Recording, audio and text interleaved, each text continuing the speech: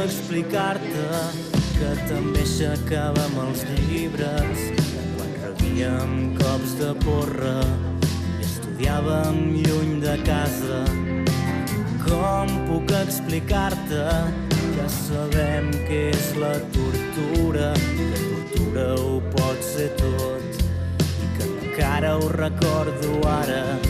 Hem sortit al carrer tants cops, hem cridat tantes injustícies que el crit ens ha fet muts i ja ningú escolta ningú. No és això pel que cantaven, no és això pel que lluitaven.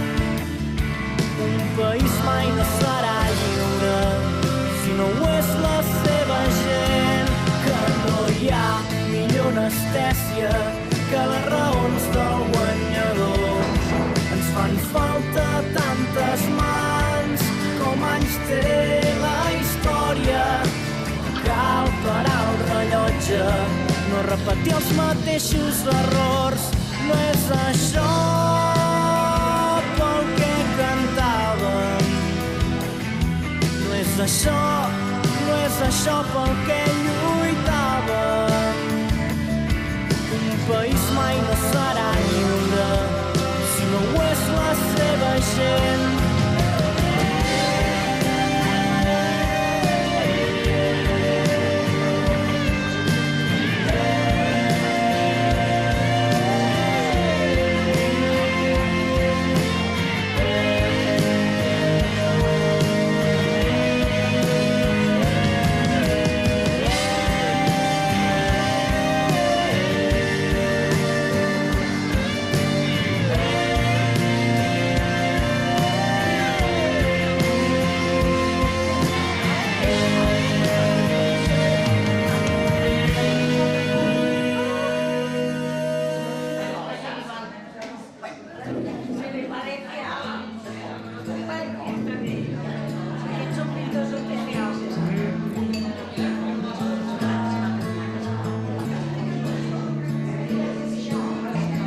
Matalassos a terra, mans i caixes de cartró.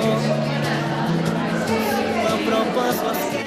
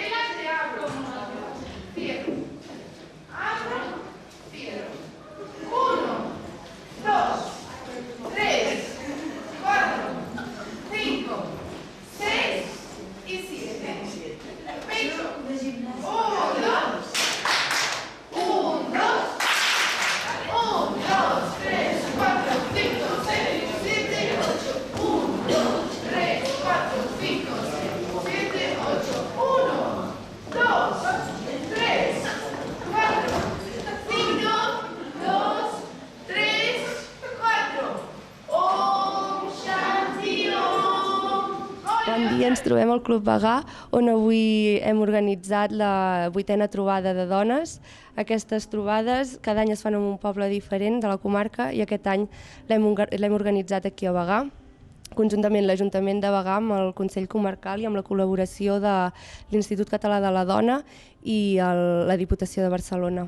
Aquest matí, quan han arribat les dones, se'ls havia organitzat un esmorzar i a continuació han pogut triar entre diferents activitats a realitzar.